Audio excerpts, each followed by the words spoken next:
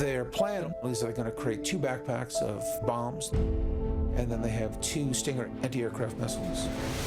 Hussein was going to provide all the materials and the money, whatever they wanted. Automatically, I knew this whole thing was manufactured. This is a small city just soaking and drowning in poverty. Somebody offers you a large chunk of change, but what do we got to do? This operation was specifically designed to turn them into terrorists.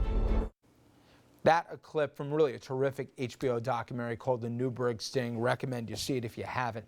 Now what it does is it details the story of 4 Muslims from Nuremberg who are arrested for planning to shoot down military planes at Stewart Airport, which is military Air Force base here, as well as bomb synagogues in the Bronx. Now, a shadowy informant recruited them. The FBI even built the Stinger missile in question here. The guy's convicted, even though the judge said the government manufactured the entire thing. Sting operations like that were once a last resort are now becoming commonplace with the rise of ISIS, and civil libertarians are having fits. The Times, they've done an investigation on this and saying in part that the increase in the number of these secret operations, which put operatives in the middle of purported plots, has come with little public or, for that matter, congressional scrutiny. And the stings rely on FBI guidelines that predate the rise of the Islamic State. Listen, this is not as simple as good, bad, Mark. But I can speak with some knowledge about the Nuremberg case. We covered it. I know about it. These 4 Nimrods combined didn't have an IQ of the room temperature, okay? They never going to be able to pull off a plot.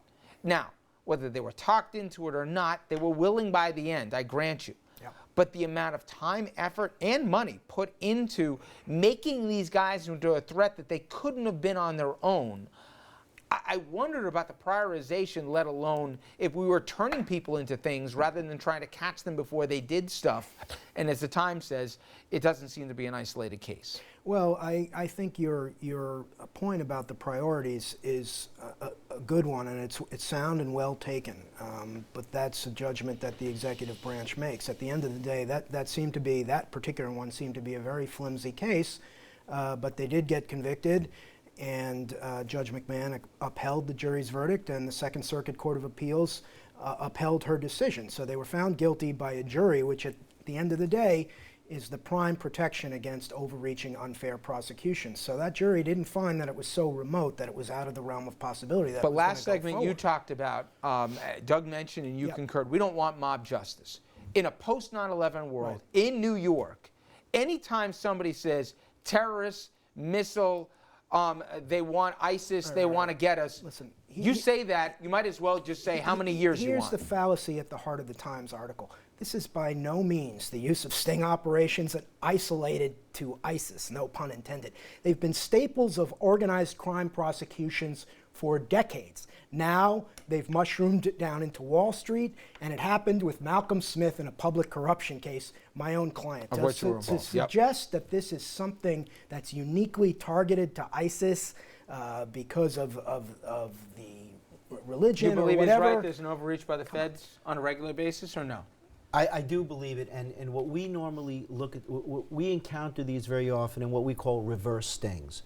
You know, in drug cases. Drug cases especially. Where you know, instead of seeking out the sellers, people you know have kilos of a certain drug, you go, you pose as an undercover, purely legitimate, you're not creating the case, you go in, you convince the guy you're a legitimate buyer, and that's it.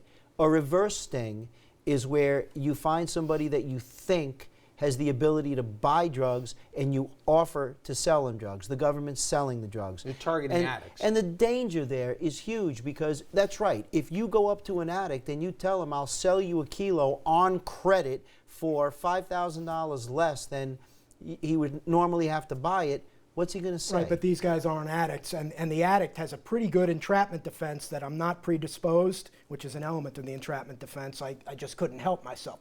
Look, in all of these cases, the entrapment defense gets used. They used it for Malcolm Smith, not, different set of facts, and it goes before the jury, and the jury has an opportunity to say, yes, you were predisposed to doing this, the government didn't manufacture the crime, or no, this is too remote, it's too much of an overreach. It's just Are you comfortable, Doug, with that being the line, which is, hey, we're going to get a jury of your peers. If they think that we went too far, that's enough.